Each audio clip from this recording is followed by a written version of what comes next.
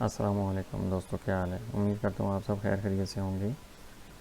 آج تمام دوستوں کے لیے ایک سافٹ ویئر جو کہ اردو ٹائپنگ کے لیے یوز کیا جاتا ہے، موسٹلی پاکستان میں اور میں بھی انڈیا میں بھی یوز کیا جاتا ہوگا، اس کے متعلق آپ کو بتانا ہے، جس کو ہم ان پیج کے نام سے جانتے ہیں۔ تو آئیں سٹارٹ کرتے ہیں۔ کافی یوزر جو نئے ہیں ان کو اردو ٹائپ کرنے میں کافی دقت پیش آتی ہے، اور اس کو کیسے ٹرین کیا جا سکتا ہے اور ان پیج کو کیسے یوز کیا جا سکتا ہے وہ میں آج آپ کو بتاؤں گا، اور انشاءاللہ ساتھ ہی ساتھ نیکسٹ لیسن جو ہیں وہ بھی کنٹینیو رکھیں گے ان پیج کے متعلق۔ لیکن آج میں آپ کو بیسک بتاؤں گا کہ ان پیج کیا ہے اور کیسے یوز کیا جاتا ہے، اور اس کے کی بورڈ کی کیسے سیٹنگ کی جاتی ہے، نیو فائل کیسے اوپن کی جاتی ہے، کیسے نیو فائل بنائی جاتی ہے، پرنٹ مارجن کیسے رکھے جاتے ہیں، اس کے علاوہ آٹو سیو کا آپشن کیسے آن کیا جاتا ہے، ان تمام کے متعلق میں آپ کو بتاؤں گا۔ لیکن تمام دوستوں سے گزارش ہے کہ جو سیریس ہیں اس کو سیکھنے میں اور اس کے اوپر کام کرنا چاہتے ہیں، تو کائنڈلی ویڈیو کو آپ لازمی دیکھیے گا، اور آپ اپنے کامنٹس بھی لازمی دیجیے گا، اور امید کرتا ہوں کہ آپ کو یہ ٹیوٹوریل پسند آئے گا۔ تو آئیں سٹارٹ کرتے ہیں۔ ان پیج میں نے آپ کے سامنے پہلے سے اوپن کر کے رکھا ہوا ہے، جسٹ اس کا ایک انٹرفیس جو آپ کو دکھانا چاہتا ہوں وہ اس طریقے کا انٹرفیس آپ کے سامنے آئے گا۔ اس کو یوز کرنے کا طریقہ کیا ہے؟ سب سے پہلے تو آپ نے اپنی اپلیکیشن کی، ڈاکومنٹس کی اور ٹائپوگرافک اور کی بورڈ کی سیٹنگ آپ نے کرنی ہے۔ تو آئیں سٹارٹ کرتے ہیں۔ سب سے پہلے اپلیکیشن کو ہم سٹارٹ کرتے ہیں۔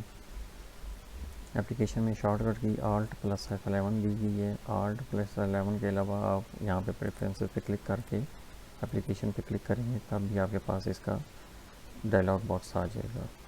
تو اس میں جو کامنلی ویسے جو یوز کیا جاتا ہے، تو ہم جب اپلیکیشن اوپن کرتے ہیں تو اس میں باقی کسی چیز کو آپ نے کہیں پہ بھی نہیں چھیڑنا، جسٹ آپ نے اس میں آٹو سیو کا آپشن آن کرنا ہوتا ہے۔ آٹو سیو کا آپشن یہ ہے کہ جو کچھ آپ ٹائپ کر چکے ہیں وہ اتنے منٹ کے بعد یہ آٹومیٹکلی سیو ہو جائے گا۔ اب میں نے یہاں پہ 2 منٹ دے دیے، باقی بائی ڈیفالٹ رہنے دیا اور اس کو میں نے اوکے کر دیا۔ اس کے بعد آپ کا ڈاکومنٹس آتا ہے۔ ڈاکومنٹس میں آپ نے یہاں پہ میجرمنٹ میں چھوٹی سی چینجنگ کرنی ہوتی ہے، جو کہ پہلے ملی میٹر میں ہوتی ہے، آپ نے اس کو انچز میں کرنا ہے۔ انچز میں کرنے کے بعد آپ نے جسٹ اس کو اوکے کر دینا ہے۔ اس کے بعد ٹائپوگرافک آ جاتا ہے۔ ٹائپوگرافک میں آپ نے فرسٹ پیج جو ویڈتھ ہے وہ آپ نے 10% رکھنی ہے، اور باقی آپ نے بائی ڈیفالٹ رہنے دینا ہے۔ اس کو آپ نے اوکے کر دینا ہے۔ اوکے کرنے کے بعد آپ آ جاتے ہیں کی بورڈ پریفرنسز میں۔ کی بورڈ میں جو موسٹلی یوز کیا جاتا ہے سب سے زیادہ وہ یہ ہوتا ہے کہ فونیٹک ہوتا ہے۔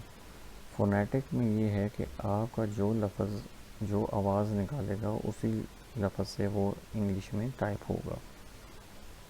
آپ کو ایک ایگزامپل دیتا ہوں، جس طرح عام ہے، آئندہ ہے اور اللہ ہے، تو آپ دیکھیں میں آپ کو یہ اوپن کر کے دکھاتا ہوں۔ یہ دیکھیں، یہ فونیٹک میں نے کی بورڈ کا پریویو لیا ہے، تو اے سے الف ہے، اور اے سے الف مد آ ہے، اسی طرح ایس سے سین ہے، ڈی سے دال ہے، تو یہ ایزی ہوتا ہے۔ اور تمام دوست جو ایزیلی ٹائپ نہیں کر سکتے ان کو میں مشورہ دوں گا یہاں سے آپ پرنٹ لے لیں، پرنٹ لے کے آپ اس کو اپنے پاس ٹیبل پہ رکھ لیں، تاکہ آپ ایزیلی لفظ کو دیکھ سکیں کہ کون سے کی ورڈ کے نیچے کون سا کی آپ پریس کریں گے تو کون سا آپ کا ورڈ ٹائپ ہوگا۔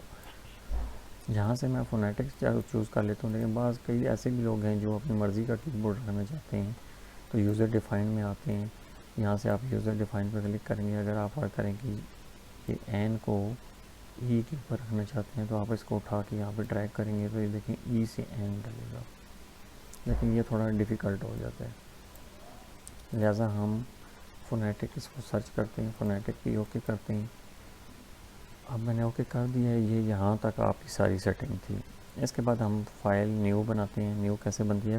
Ctrl+N پریس کریں گے تو تب بھی آپ کی فائل نیو بن جائے گی، لیکن یہاں سے بھی اگر آپ فائل پہ کلک کر کے Ctrl+N پہ کلک کریں گے تو یہ آپ کی نیو فائل ہوگی۔ نیو فائل میں آپ نے یہاں سے A4 سلیکٹ کرنا ہے۔ A4 سلیکٹ کرنے کے بعد یہ آپ کے پاس لینڈسکیپ اور پورٹریٹ کا آپشن آ رہا ہے کہ کس طریقے کا آپ فائل رکھنا چاہتے ہیں، تو موسٹلی پورٹریٹ ہی ٹائپ کرتے ہیں۔ میں نے اس کو اوکے کیا۔ اب یہ دیکھیں میرے پاس اس کا انٹرفیس آ چکا ہے. اب اس کو ہم ٹائپنگ فونیٹک کی بورڈ میں کریں گے تو دیکھیں پاکستان ہمارا ملک ہے.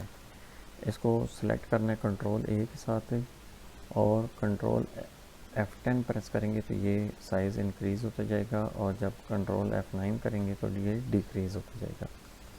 سلیکٹ کرنے کے بعد آپ اس کو یہاں سے مختلف فونٹ دیے ہوئے ہیں جو آپ چینج کر سکتے ہیں، ٹھیک ہے. اور یہاں پہ یہ کلر دیے گئے ہیں جن سے آپ ان کو کلر دے سکتے ہیں. اس کے علاوہ آپ اس کو فونٹ سائز یہاں سے بھی چینج کر سکتے ہیں، جتنا چھوٹا کرنا ہے جتنا آپ نے بڑا کرنا ہے. اس کے بعد آپ دیکھیں کہ یہ میں نے سلیکٹ کر لیا اور کاپی بھی کر لیا. اب اس کو میں یہاں پیسٹ کرتے جاتا ہوں.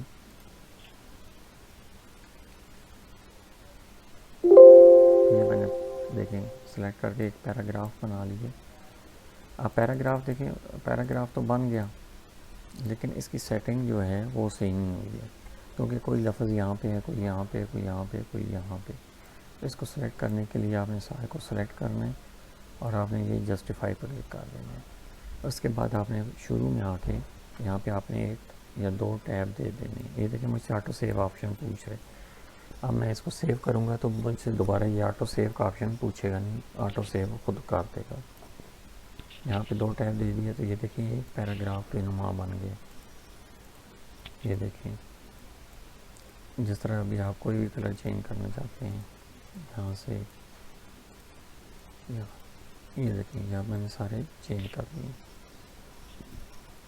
باقی آئندہ ٹیوٹوریل میں آپ کو بتاؤں گا کہ کس طریقے سے اس کو انڈر لائن کیا جاتا ہے، کس طریقے سے آپ اس کو پیراگراف ایک دائرے کے اندر لکھ سکتے ہیں، اور یہ جو ٹولز ہیں ان کا کیا کیا کام ہے یہ میں آپ کو بتاؤں گا. امید کرتا ہوں کہ آپ کو یہ ٹیوٹوریل پسند آیا ہوگا، اور انشاءاللہ آپ کو کسی قسم کا کوئی مسئلہ ہو تو آپ مجھ سے ڈسکس کر سکتے ہیں. باقی آپ اس ٹیوٹوریل کے علاوہ آپ کو میں نئے ٹیوٹوریل بھی پرووائڈ کروں گا، اور کسی سافٹ ویئر کے متعلق آپ کو ہیلپ چاہیے ہو تو آپ ہمیں ان باکس کر سکتے ہیں، واٹس اپ کر سکتے ہیں. اسی کے ساتھ اپنی دعاؤں میں یاد رکھیے گا. اجازت چاہتا ہوں. اللہ حافظ.